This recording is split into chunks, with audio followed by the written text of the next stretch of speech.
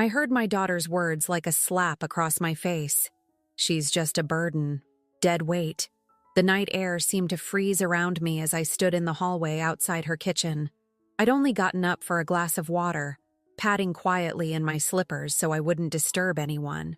My daughter Carol thought I was asleep in the guest room where I'd been staying for the past 3 months since Charles died. Mom's completely lost without Dad, she continued to whoever was on the other end of the phone. It's like she's forgotten how to live without him telling her what to do. I pressed my back against the wall, heart pounding. Was that how she saw me? As some helpless, pathetic old woman? The mother who had once bandaged her scraped knees, stayed up all night with her fevers, and worked 2 jobs to put her through college? I know. Carol sighed into the phone. But my business is at a critical point right now. I can't be babysitting her while trying to land the Henderson account. I didn't stay to hear more. I crept back to the guest room and sat on the edge of the bed. The bed in my daughter's house. The house I'd helped her buy with money from my retirement fund when she was just starting out. Dead weight. The words echoed in my mind as I looked around the room. My few possessions seemed to stare back accusingly. How had I become this person? I'd been married to Charles for 45 years. When the cancer took him, it felt like someone had ripped away half of myself. But had I truly been just an extension of him all those years? I didn't sleep that night.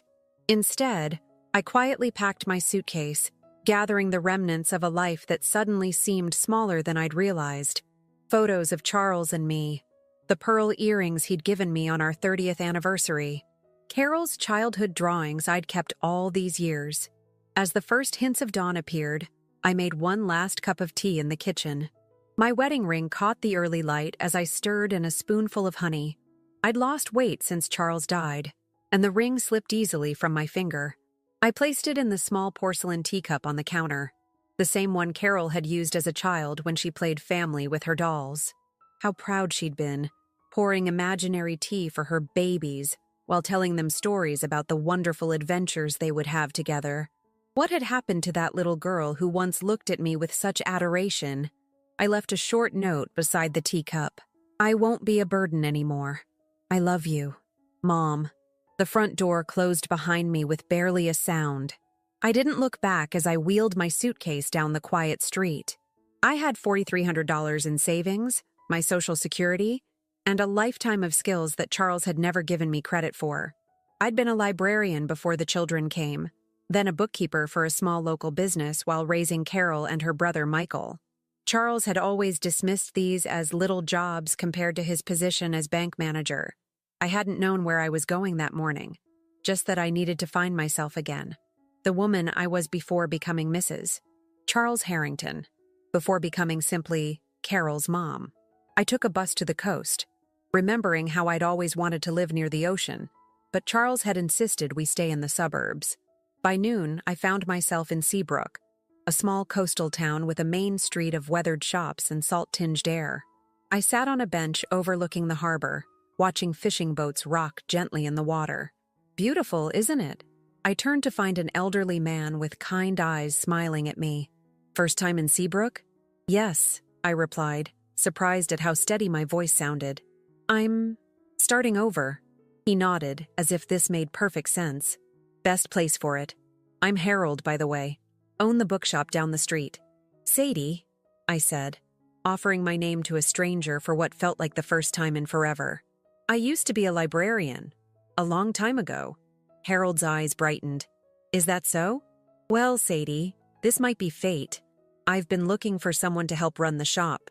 My eyes aren't what they used to be, and the computer system might as well be written in hieroglyphics for all I understand it. I found myself laughing, actually laughing, for the first time since Charles died. Are you offering me a job? I'm offering you a purpose, Harold replied. And there's a room above the shop if you need a place to stay. Nothing fancy, but it's clean, and the view of the harbor is worth every penny of the rent. I should have been cautious. I should have worried about trusting a stranger. But something about Seabrook, about Harold, about the possibility of reinvention, made me feel more alive than I had in years. When can I start? I asked. Later that evening, as I unpacked my meager belongings in the small apartment above Harbor Lights Books, My phone buzzed with Carol's name on the screen. It was the third time she'd called since discovering my absence. I silenced it again, not ready for her anger, or worse, her pity. What I didn't know was that my daughter was staring at the wedding ring in the teacup, a strange mixture of relief and panic washing over her. The mother she'd taken for granted was gone, and for the first time, Carol was beginning to understand exactly what dead weight really meant. And in the coming months, she would learn it in ways neither of us could have imagined. The first week at Harbor Lights Books felt like stepping into someone else's life. Harold was patient as I learned the inventory system and met the regular customers. By the second week, I'd reorganized the children's section and started a reading corner with cushions I sewed myself from fabric remnants bought at the local craft shop. "You've got the magic touch," Harold said one afternoon as we watched a young mother reading to her toddler in the new corner. "Haven't seen this many children in here since, well, ever." I smiled, feeling a warm glow of pride that had nothing to do with being someone's wife or mother. This was all me, Sadie, the bookseller. My phone continued to buzz with messages and calls from Carol, but I only responded with brief texts. "I'm safe. I need time. Please respect that." After 2 weeks, she stopped calling. Michael, my son who lived in Seattle with his family, was more understanding. He called once to make sure I was okay, then respected my wish for space. "You've earned the right to reinvent yourself, Mom," he said. "Just promise you'll come see the grandkids when you're ready." As September rolled into October, I settled into a rhythm in Seabrook. Mornings in the bookshop, afternoons exploring the town or helping Harold with the accounting, evenings watching the sunset from my small balcony. I even started a children's reading hour on Saturday mornings that became surprisingly popular. One rainy Tuesday, I was shelving new arrivals when the bell above the door jingled. A woman about Carol's age walked in, shaking water from her umbrella. "Hi," she said, approaching the counter. "I'm Diana, the elementary school principal. Harold mentioned you used to be a librarian?" 2 hours later, I left the school with a volunteer position teaching reading to struggling students 3 afternoons a week. As I walked back to the bookshop under clearing skies, I realized I hadn't thought about Charles or Carol all day. The ache was still there, but it had become a dull throb rather than the sharp stab of fresh grief. "You're blooming," Harold commented one evening as we closed the shop together. "Like one of those desert flowers that only needs a little water to come back to life." I laughed, but I knew he was right. I was finding pieces of myself I thought had been lost forever. Or worse, pieces I never knew existed because I'd been so busy being what everyone else needed. Then came the night that changed everything. I was reading in bed when my phone rang with a number I didn't recognize.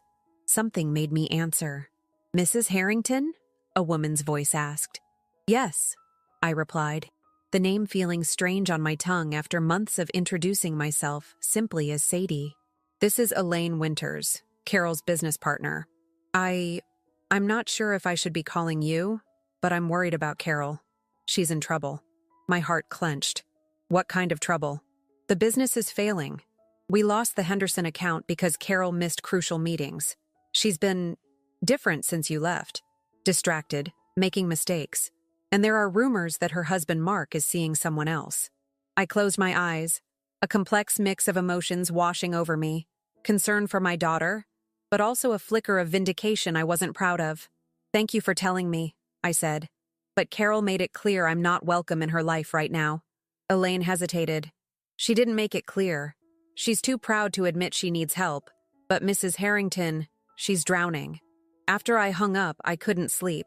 I sat on my balcony, watching the moonlight ripple across the harbor. Was I being cold-hearted? Or was this a necessary lesson Carol needed to learn? The next morning, I found Harold in the stockroom, surrounded by boxes of new arrivals. "I need a few days off," I said. "Family emergency." Harold nodded, no questions asked. "The shop will survive. Do what you need to do." The bus ride back to the suburbs felt like traveling backward in time. As the coastline disappeared and familiar landmarks emerged, I felt myself shrinking, becoming smaller. Was I making a mistake? Would Carol see my return as weakness, as proof that I couldn't make it on my own? But when I arrived at Carol's house, the house that had never felt like home to me, I knew something was wrong. The garden was overgrown and newspapers piled up on the porch. I rang the doorbell 3 times before I heard movement inside. The woman who opened the door barely resembled my daughter. Carol's usually immaculate hair hung limp around her pale face. Dark circles underlined bloodshot eyes. "Mom?" she whispered, as if seeing a ghost. "Can I come in?" I asked gently. The house was in disarray. Dishes piled in the sink, clothes scattered across furniture, dust gathering in corners. This from my perfectionist daughter who used to alphabetize her spice rack.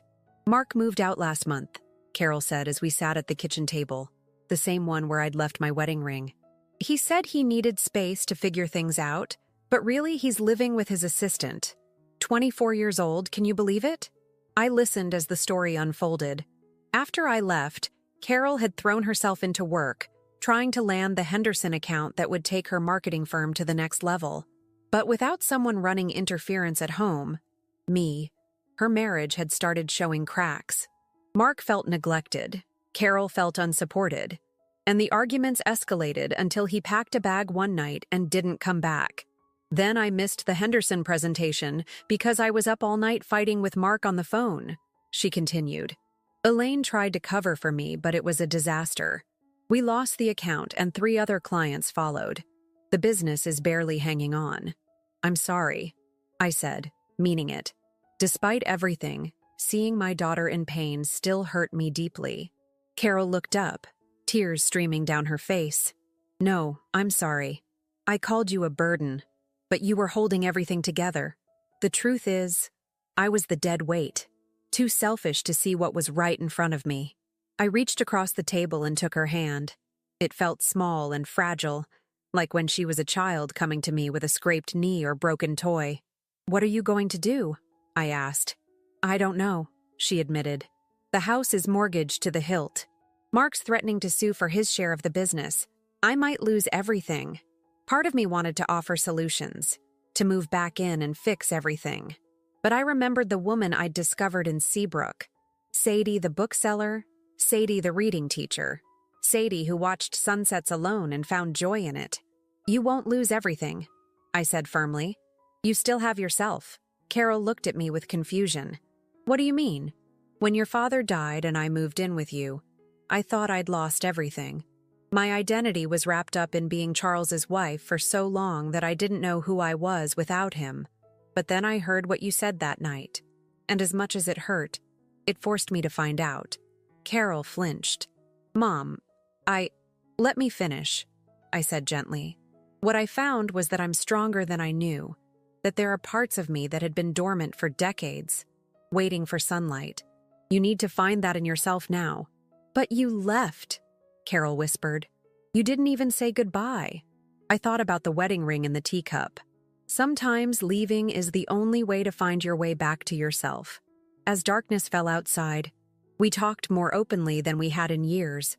I told her about Seabrook, about Harold and the bookshop, about the children I taught to read. She listened with growing interest, a spark rekindling in her eyes. "You sound happy," she said, sounding almost surprised. "I am," I replied, "but that doesn't mean I stopped loving you." What I didn't tell her was the rest of my conversation with Elaine Winters, about the financial irregularities she'd discovered in the company accounts, or about the certified letter I'd found among the unopened mail on Carol's hall table, a notice from the bank about foreclosure proceedings. My daughter's world wasn't just cracking, it was about to shatter completely. And the question eating at me as I helped her clean the kitchen was whether I should catch her when it did, or let her learn to save herself, as I had. What Carol didn't know was that her soon-to-be ex-husband wasn't just having an affair.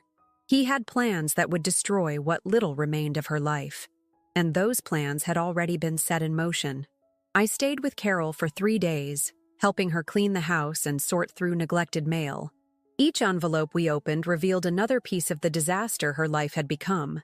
Overdue bills, collection notices, and increasingly urgent communications from the company's accountant. On the 2nd day, while Carol was showering, her phone rang on the kitchen counter. The screen showed Elaine calling. I answered. "Carol, thank God. We need to talk about Mark." It's Sadie, Carol's mother, I interrupted quietly.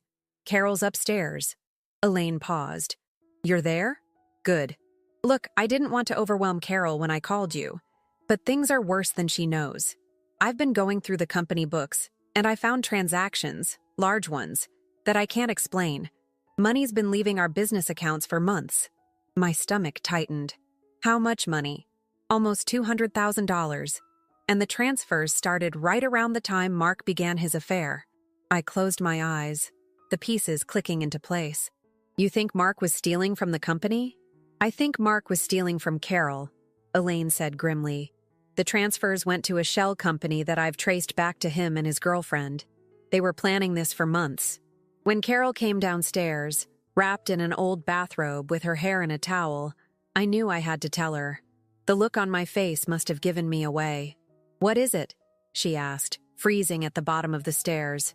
I led her to the kitchen table and gently explained what Elaine had discovered. Carol listened silently, her face growing paler with each word. $200,000, she finally whispered. That's all our operating capital. The business is finished. Not necessarily, I said, a plan already forming in my mind. But first, we need to understand exactly what Mark did and gather evidence.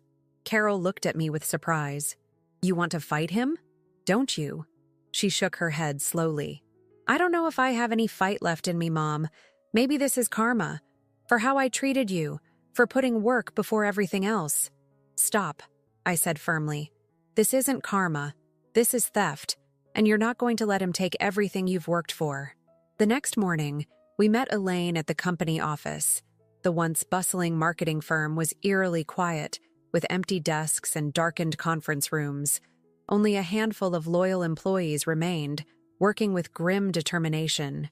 Elaine had collected bank statements, transferred funds reports, and emails from Mark to the company accountant authorizing the suspicious transfers. He claimed these were investments in new market research, Elaine explained, pointing to a series of transactions. But the company he transferred the money to, Horizon Ventures, doesn't actually do any research. It's just a bank account that he and his girlfriend opened 6 months ago. 6 months? Carol looked stunned. That's when we went to Cancun for our anniversary. He was on his phone the whole time, said he was handling a work emergency. He was handling something all right, Elaine said dryly. As we pored over the evidence, I noticed a pattern. These transfers all happened on the same day each month, the 15th, and they're all the same amount, $12,750. Carol frowned. Why that specific amount? It's just under the threshold that would require my signature as co-owner, she realized. He knew exactly what he was doing. As we dug deeper, a more complete picture emerged. Mark had been systematically draining the company while positioning himself to leave. He'd even taken out additional mortgages on the house without Carol's knowledge, forging her signature on the documents. But that's illegal, I said, staring at the mortgage paperwork Elaine had obtained from a friend at the bank. Very, Elaine agreed. And it's exactly what we need to stop him. Carol sat quietly throughout this discussion, absently twisting a pen between her fingers. I recognized that look, the same one she'd had as a child when overwhelmed by a problem too big to solve. Carol?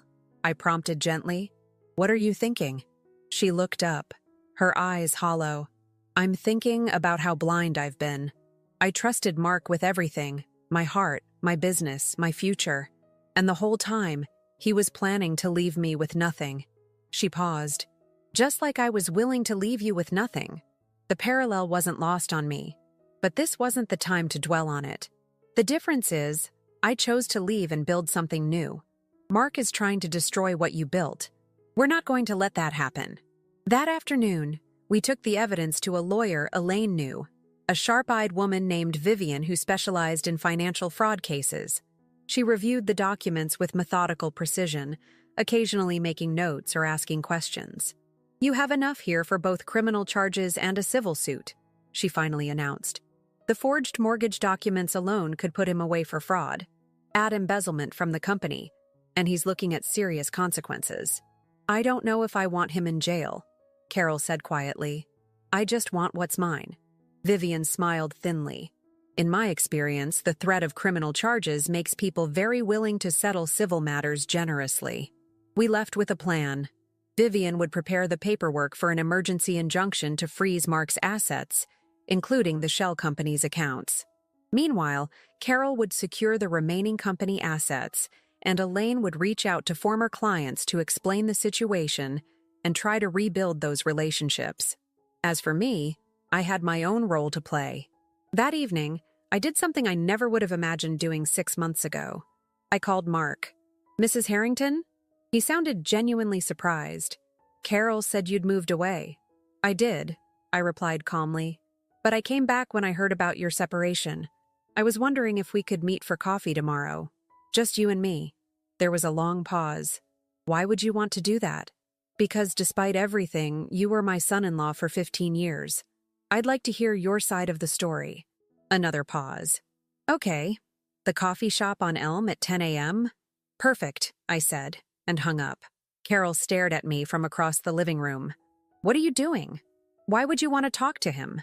"Because someone needs to look him in the eye when he realizes his plan has failed," I said simply. "And I think that someone should be me." Later that night, as Carol finally slept upstairs, her first real sleep in days, I sat on the porch swing Charles had installed years ago. The suburban night was so different from my Seabrook evenings.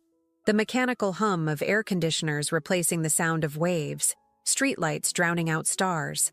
I missed my little apartment above the bookshop. I missed Harold's quiet companionship and the children who came for reading hour. But sitting there, planning how to protect my daughter, I felt a different kind of strength forming within me. Not the independence I'd found in Seabrook, but something equally powerful. My phone buzzed with a text from Harold. "The shop misses you. So do I. Everything okay?" I smiled in the darkness. "Family crisis. Might be a while longer. Keep the reading corner ready for me." His reply came quickly. "For as long as it takes. We're not going anywhere." The word settled warmly in my chest. I had people waiting for me. A life I'd built myself. And that knowledge gave me the courage for what I had to do next. What Mark didn't know as he agreed to meet me was that I had already spoken to his girlfriend that evening. Young, yes, but not nearly as naive as he thought, especially when faced with the prospect of being charged as an accessory to fraud. She had agreed to cooperate completely, turning over text messages, emails, and recorded conversations that would prove devastating to Mark's case. As dawn broke over the neighborhood, I rehearsed what I would say to the man who had tried to destroy my daughter's life. I was no longer just Sadie the bookseller or Sadie the teacher. Today, I would be Sadie the protector, a role I thought I'd left behind, but now embraced with fierce determination. What I didn't anticipate was that Mark would arrive at our meeting with a shocking revelation of his own, one that would force me to question everything I thought I knew about my daughter's marriage. The coffee shop on Elm Street had been our family's Sunday morning ritual for years. Charles would read the newspaper while Carol and Mark talked business, and I'd quietly observe, content to be in the background. Now I sat alone at a corner table, watching the door, a manila folder placed neatly beside my untouched latte. Mark arrived 15 minutes late, his usual confident stride now hesitant. He'd lost weight, and his designer shirt hung loosely from his shoulders. Despite everything, a small part of me still saw the charming young man who had once asked Charles for permission to marry Carol. "Sadie," he said, sliding into the seat across from me. "You're looking well." "Thank you," I replied calmly. "I found that independence suits me." He ordered a black coffee, his eyes never leaving the folder on the table. "So, what did you want to talk about?" I took a slow sip of my latte. "I think you know, Mark. Horizon Ventures. The second mortgage. The missing company funds." His face paled slightly, but he maintained composure. "Carol's been filling your head with accusations, I see." "No," I said. "The bank statements, transfer records, and forged documents did that." I tapped the folder. "It's all here, including your girlfriend's signed statement." At that, his practiced facade cracked. "Jessica talked to you?" "She did. She's young, Mark. She didn't sign up to be an accessory to financial fraud." He leaned back, running a hand through his thinning hair. Then, unexpectedly, he laughed. a hollow, bitter sound. You know what's ironic? I never wanted any of this. The business, the big house, the constant pressure to climb higher. That was all Carol. I felt a flare of anger. So you decided to steal from her instead of having an honest conversation. Honest? He leaned forward. Let me tell you about honest, Sadie. Did Carol ever tell you what happened 3 years ago when I wanted to leave the business and teach architecture at the community college? She threatened to divorce me and take everything. This caught me off guard. Carol had never mentioned any such conversation. Or how about when I suggested we scale back, spend more time together? She said I was holding her back. His voice was low, intense. I loved your daughter, Sadie. But she turned into someone I didn't recognize, someone obsessed with success at any cost. That doesn't justify what you did, I said firmly, though doubt had begun to creep in. No, it doesn't, he agreed, surprising me again. What I did was wrong. I'm not denying that. But it wasn't just greed. It was survival. He took a deep breath. When I met Jessica, it wasn't about her youth or looks. She listened to me, respected my dreams. For the first time in years, someone saw me as more than just Carol's husband or the company CFO. I sat quietly, processing his words. They weren't what I'd expected, and they complicated the neat narrative of villain and victim I'd constructed. Why are you telling me this? I finally asked. Because you deserve the whole truth. He reached into his jacket and pulled out a flash drive, placing it on the table. This contains all the financial records, every transfer, every account number, everything Jessica and I did. It also has recordings of conversations with Carol from the past 2 years. I stared at the small device. Why would you give me this? Because I'm tired of the deception, on both sides. He stood up, looking suddenly exhausted. Tell Carol I'll return every penny. The money's still there. We haven't spent it. But in exchange, I want a clean break. No criminal charges, no drawn-out legal battle. As he turned to leave, he paused. And Sadie? Those recordings, they might change how you see your daughter. Just remember that people do desperate things when they feel trapped. I sat alone for a long time after he left, the flash drive heavy in my palm. What was on those recordings that Mark thought would change my perception of Carol? Part of me didn't want to know, wanted to maintain the simple narrative of Carol as victim, Mark as villain. But I'd spent too many years avoiding difficult truths. Back at Carol's house, I found her and Elaine huddled over laptops at the dining table, working on a recovery plan for the business. How did it go? Carol asked anxiously when I walked in. I placed the flash drive on the table. He's offering to return the money in exchange for not pressing charges. He's what? Elaine picked up the drive. Why would he do that? He says he wants a clean break. I hesitated, then added, he also mentioned that there are recordings on that drive. Conversations with you, Carol. Carol's face went very still. What kind of recordings? I don't know. He said they might change how I see you. Elaine looked between us, sensing the tension. I should go. Call me after you've looked at what's on the drive. After she left, Carol and I sat in silence, the flash drive between us like a live grenade. What's on the recordings, Carol? I finally asked. She shook her head. I don't know specifically. We had a lot of arguments over the past few years. He said you threatened to divorce him when he wanted to teach architecture. Her eyes widened slightly. That was different. The business was just taking off. We couldn't afford for him to take a massive pay cut to pursue some midlife crisis dream. Was it his dream or a midlife crisis? What does it matter now? She snapped. He stole from me. He cheated on me. Why are you suddenly taking his side? I'm not taking sides, I said calmly. I'm trying to understand the whole picture. Carol stood abruptly. There's nothing to understand. He's manipulating you, just like he always manipulated me. She stormed upstairs, leaving me alone with the flash drive and growing doubts. That night, after Carol went to bed, I plugged the drive into my laptop. The financial records were exactly as Mark had described. Detailed documentation of the transfers, account numbers, and balances. The money was indeed still there, moved but not spent. Then I found the audio files, dated and labeled. With a deep breath, I clicked on the oldest one. Carol's voice filled my headphones, cold and cutting in a way I'd never heard before.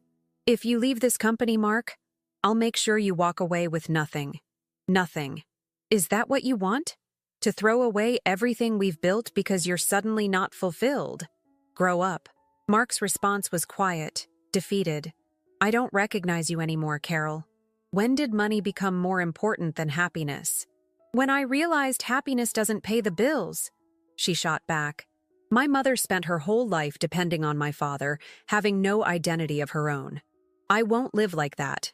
I won't be weak like her." I flinched as if slapped. Is that how Carol saw me? As weak? As nothing more than Charles's shadow? I listened to file after file, each revealing a side of my daughter I'd never seen. Calculating, ruthless, obsessed with success at any cost. In the most recent recording, from just weeks before Mark left, Carol coldly discussed leveraging a client's marital problems to secure their business. "Everyone has a weak spot," she told Mark. "Find it and press on it until they give you what you want."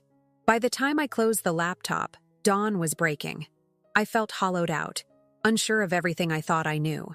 The black and white story of victim and villain had dissolved into shades of gray. Carol wasn't the innocent I'd believed. And Mark, while still wrong in his actions, wasn't the heartless predator I'd painted him to be. But most disturbing was seeing the reflection of myself in both of them. Carol's fear of dependency mirroring my own. Mark's desperate bid for freedom echoing my escape to Seabrook. As I watched the sun rise over the suburban rooftops, I realized that the real confrontation wasn't with Mark.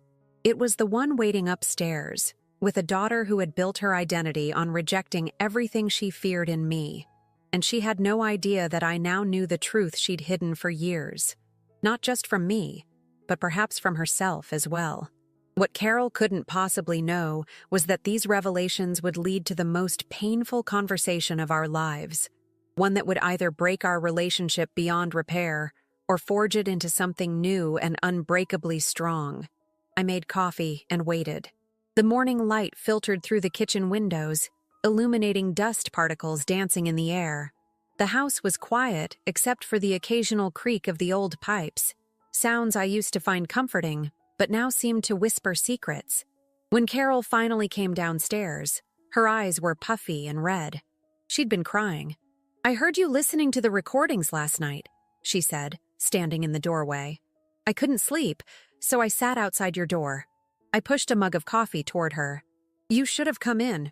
I was afraid of what I'd see in your eyes."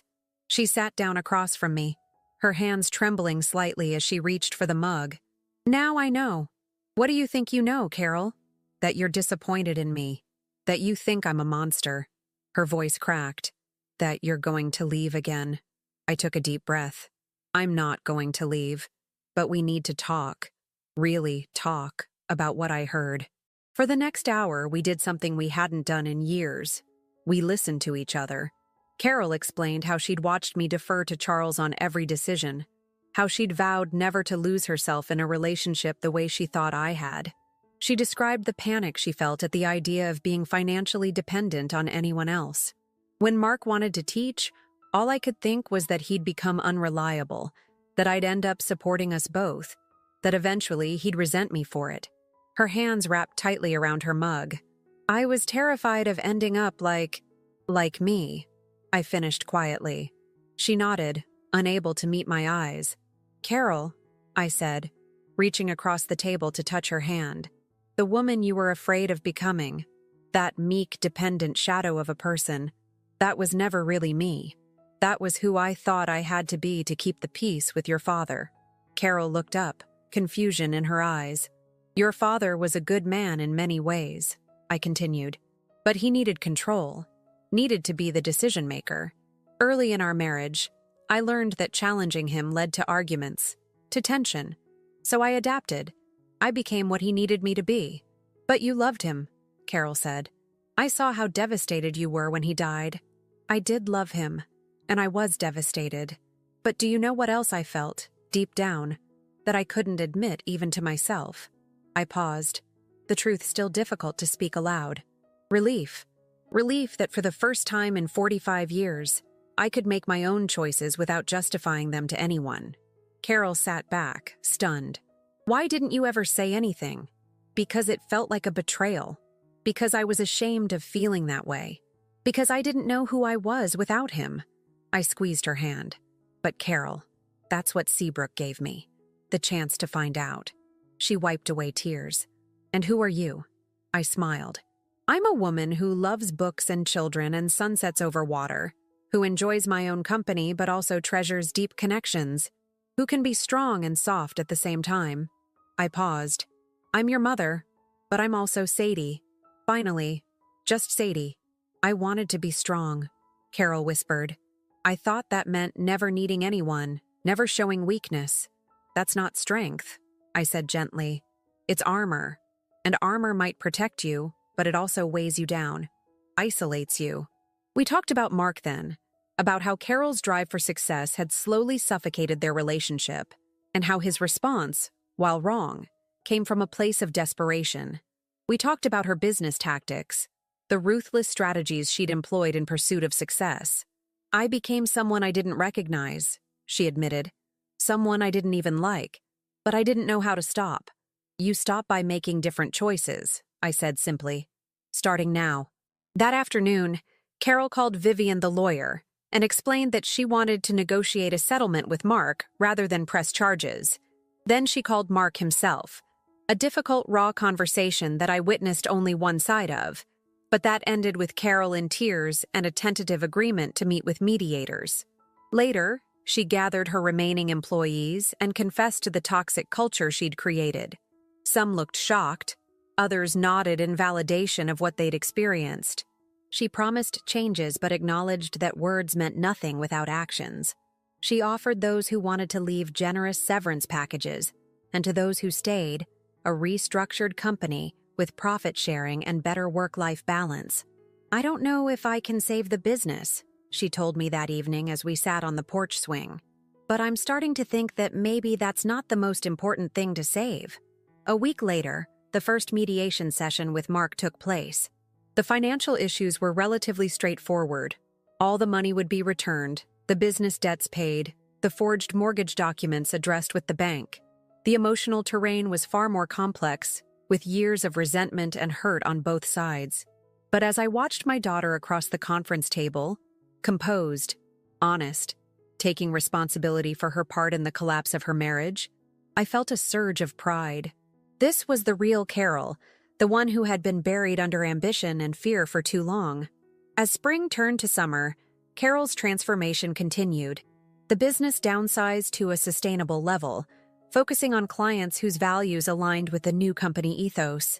She sold the too-large house and moved into a small cottage with a garden. She started volunteering at a women's shelter, helping residents build financial independence. Mark and his girlfriend moved to Portland, where he finally pursued his dream of teaching architecture. The divorce was finalized without acrimony, a clean break that left both of them free to build new lives. And I went back to Seabrook. You could stay, Carol offered the night before my departure. We were sitting in her new garden, fireflies blinking around us in the twilight. We're just getting to know each other again. I smiled. We don't need to live in the same place to know each other. Besides, there's a bookshop waiting for me, and a reading corner full of children, and a man who texts me every day to ask when I'm coming home. Carol raised an eyebrow. Harold? Yes. I felt a blush rise to my cheeks. He's kind and thoughtful, and sees me exactly as I am. Are you in love with him?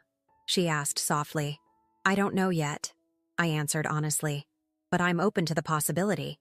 That's something else Seabrook gave me, the courage to be open again. The next morning, Carol drove me to the bus station. As we said goodbye, she pressed something into my hand, the old teacup with my wedding ring still inside. I think you should have this back, she said. Not because I want you to wear it, but because it's part of your story. All of it. The good years with Dad, the hard ones, the constraints you accepted, the freedom you found. It's all worth remembering. I held the teacup carefully, running my finger around its delicate rim. Thank you. Not just for this, but for doing the hard work these past months. I'm proud of you, Carol. I learned from the best, she said, hugging me tightly. Even when I thought I wanted nothing to do with your example, I was watching. And in the end, It was your courage to start over that showed me I could change too. As the bus pulled away, I watched my daughter standing tall in the morning sunlight, a woman finding her own balance just as I had found mine. Back in Seabrook, Harold was waiting at the station, his weathered face breaking into a smile when he saw me. Behind him stood a small group of children from my reading hour, holding hand-drawn welcome home signs. "There she is," Harold said, taking my suitcase. "Told you she'd come back." "Of course I came back," I replied, linking my arm through his. "This is where I belong." That evening, as we closed the bookshop together, Harold asked about Carol. "She's finding her way," I said. "Just like I am." "And are you happy with the way you found?" he asked, his eyes crinkling at the corners. I thought about the teacup safely tucked away in my apartment upstairs, about the daughter who had hurt me and then healed alongside me, about the husband I had loved despite the constraints, and about the woman I had become in this small coastal town. "Yes," I said simply. "I'm exactly where I'm supposed to be." Later, as I stood on my balcony watching the moonlight shimmer across the harbor, my phone buzzed with a text from Carol. "Started a mother-daughter book club at the shelter today. Thought of you with every page we turned." I smiled, typing back, "Save me a seat. I'll be there for the next chapter." And I knew, with the certainty that comes from finally standing firmly in your own truth, that our story, Carol's and mine, was just beginning.